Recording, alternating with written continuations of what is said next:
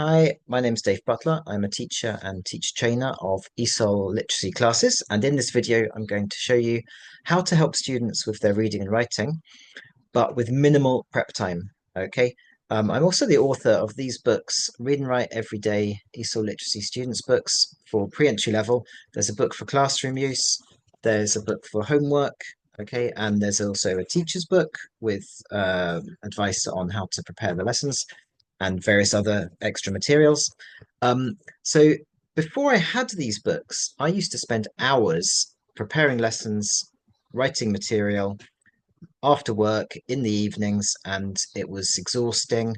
So now I have these books, the material is all there. And also, I have a blueprint. The books go with a kind of a well used with a blueprint where you can which you can use to help you prepare more quickly. And I'm going to talk about this blueprint in this video. Okay, so um, obviously, teaching reading, you need a text. Okay, so this book is composed of many different texts for students relevant on relevant themes such as food, my city, um, my area, the weather, clothes, this sort of thing. 14 different units in this book with different topics. Um, the text, I'll show you a text in a moment. I'm gonna use this on a text about food. The texts are I've designed them so that they are super easy for students. In saying that, obviously at this level, pre-entry, we've got students with a very basic level of reading. Perhaps they can't read and write in their own language, or perhaps they can, but the script is totally different to English, for example, Arabic. So, got to try to remember that whenever we're teaching this level. Sometimes I imagine if I were reading something in Arabic, how difficult it would be. Okay, so the staging is kind of based on that. Um, I'll show you the text that we ultimately want them to read. Okay, so I've chosen a text from the unit about food. As I said, relevant topics are fantastic. Everyone can relate to food. Everyone likes talking about it. Everyone can relate to it. So ultimately, I want them to read this text. In the past, I used to throw them into a text too quickly and it was too difficult. Okay, so the staging now reflects that. And my advice is to divide your staging into three broad phases. Okay, so tasks before the students read to prepare them to make this text more achievable. Tasks while reading, and I'll go through all these in a moment, and after reading as well. Okay, so before reading, the main aim really is to get the students interested in the topic, feed in some vocabulary, warm the class up, and lots of speaking activities. Okay, speaking is great at this level. I'm not sure about your students. My students tend to have a stronger level of speaking and listening compared to reading and writing, so-called spiky profile. So you can reflect this in your lessons. Do lots of speaking before students read and write. Okay, I'll come back to that a little bit later as well because it really helps some of the reading. Um, Vocabulary is fantastic. Lots of pictures, and I'll show you some pictures I use in a moment. Um, as I said, lots of speaking and also a pre-reading task. Get them into that reading task with a sort of more specific task that actually gets them to know the text before they read it, which will help them masses. So pictures, and I use PowerPoint slides and I've got an interactive whiteboard, and I know not everyone has access to an interactive whiteboard, but even if you can get a laptop and a projector, you can project these images and it just makes your job so much easier, really gets the students immediately into the topic and gives you a chance to teach some vocabulary that's going to be useful for the text and for the whole kind of topic of food. So student centered. You get these pictures on the board. Today, everyone, we're going to talk about food. What can you see? Students in pairs. Number one, tea, coffee, milk. Number two, orange juice. Any words, obviously, you do some feedback afterwards as a group, and you can clarify the words and the pronunciation. Okay, and also here you can pre-teach breakfast and dinner. Okay, um, if his class is strong enough, you could pre-teach lunch. Personally, keep my kind of philosophy here is keep it all super simple. Breakfast, dinner, we'll just stick with that. Okay. All of these slides are available as free downloads from the website esolbooks.com. esolbooks.com. I'm on LinkedIn as well, by the way. So go to esolbooks.com and you just click on the link to this book, Read and Write Every Day. Okay. And if you scroll down, there are downloads, PowerPoints downloads. You download them onto your machine, onto your laptop, and you can use those to help you teach the lesson. Okay. So yeah, after the vocabulary, then lots of speaking. So again, keep it simple, simple phrase. Help the students with the pronunciation. You can drill the phrase, and then in pairs, speak about breakfast. I have breakfast at 7 o'clock. Very simple, yeah. I like coffee. In terms of telling the time, that this lesson comes in a unit, in unit 6, I think. In a previous unit, unit 3, it focuses on time telling. So bear that in mind that they've done a little bit of work on telling the time. Okay. So the students, yeah, just speak in pairs, tell each other about breakfast, about dinner. Okay. And like I say, it warms them up, gets them into the topic. Then I have a pre-reading task. So again, use pictures, get back to the PowerPoint slide, and show them this. Oh, everyone, what can you see in the pictures? I can see number one, somebody eating spaghetti, pasta. Yeah. Number two, oh, toast. And you've got the times there because when you do the feedback, you can elicit or tell the students about Joe and to keep the students involved. What time does she have breakfast? On this slide, also, you can pre-teach the word snack because there's part of the text, it's about what she likes as a snack, chocolate, fruit. Okay. So again, some more vocabulary work, get them into the text. So by the time we come to the while reading stages, which is next, yeah, they already know the text, okay? And this is very different to higher levels where you want some surprises. At this level, we want them to know pretty much the whole text. And some people might say, well, isn't that going to make it too easy? And I would say, no, these guys have a very low level of reading, very basic level. So we need to help them as much as possible. They know the text very well. It makes the text achievable. And they've already spoken about this text and they've heard the words. So they know the words in the oral form.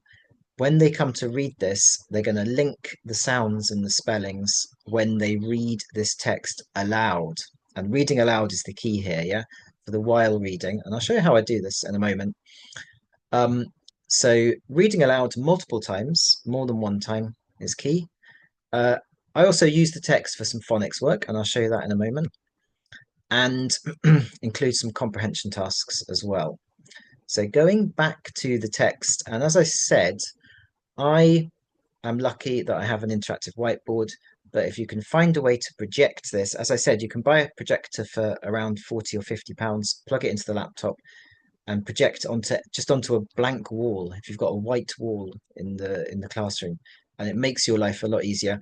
If not, if you can't do that, then the students can have the books open, they go to the text. So the way I do this is the first activity is that I read the text aloud and the students look and listen, and I run my finger under the words, and I'll show you this here using the laser, but I just use my finger. Okay, and I read this very slowly, read it aloud. The students are looking and listening. So I say, food. My name is Joe.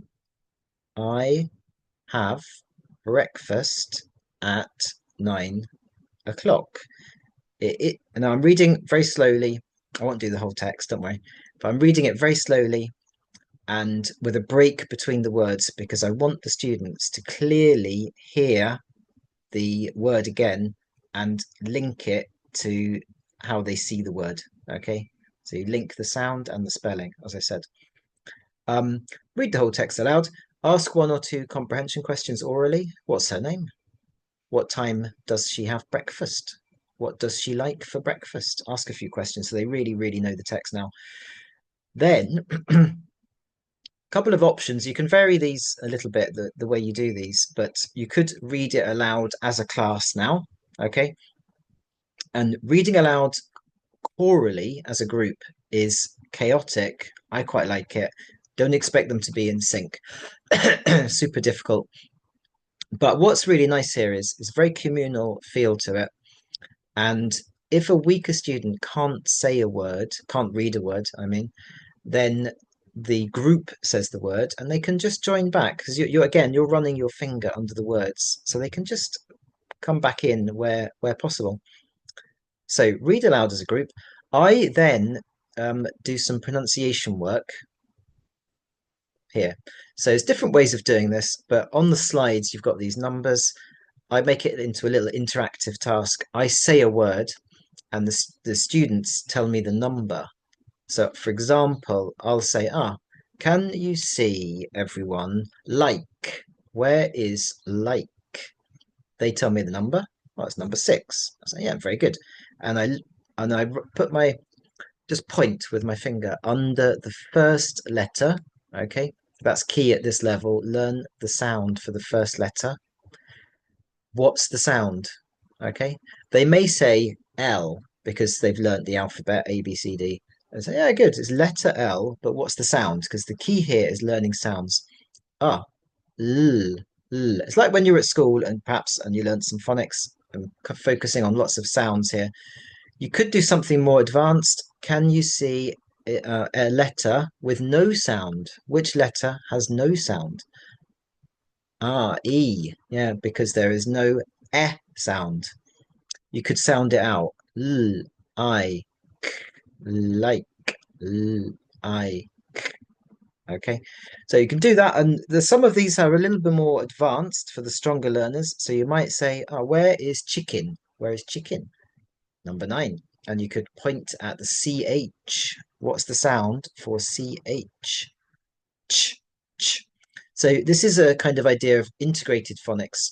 Exploit the text, makes your life easier because everything is there. The slide is there, the numbers are there. You just have to run through it in the same way that I just showed, and you're lesson by lesson, text by text, giving them repetition and practice, regular practice of these phonics.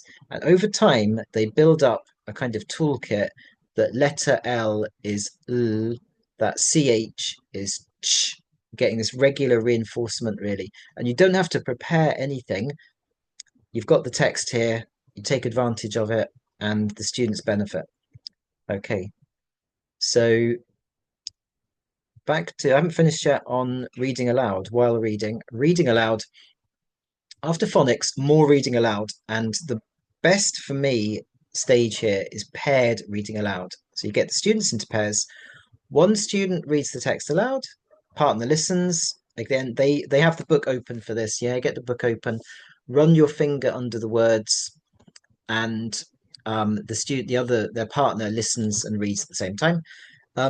You could do it 2 different ways. You could have one student read the whole text, the other listens. You could do it sentence by sentence, and every full stop they change, which is quite nice because they have to really listen to their partner and read aloud at the same time, or follow what their partner's doing, I mean. Okay, so then some comprehension tasks, and again, all of this is in the book. You've got comprehension tasks such as starting with something very basic, fill in the gaps with some key information. What time does she have breakfast? They can read, look back at the text to find the answer, fill in the gaps. We've got true or false as well, yes or no. Okay, so some simple tasks for students. After the paired reading, by the way, we can do more reading aloud, or even after the comprehension. You'll notice from this, the reading aloud is not just one time, it's multiple, okay, for that repetition. So certainly to recap, one reading aloud where the teacher reads aloud, one where the students are in pairs. Again, I would do one again as a group, and you could even have one where you nominate volunteers to read a sentence. Everyone can read, or 6 or 7 students can read one sentence aloud. That's quite nice as well. Okay, so after reading, then more speaking. You can repeat the same task. You could change the pairs, okay, because this is leading ultimately to a writing task as well. This is the other benefit of having a text. The students read aloud, then you can have a writing task on the same type of topic. The students write aloud, not write aloud, they write something about themselves. What do they like for breakfast? You personalize the language. And that's that takes quite a lot of explanation. So I'm going to make another video about the writing stage, but basically we want to factor in some writing there. Okay.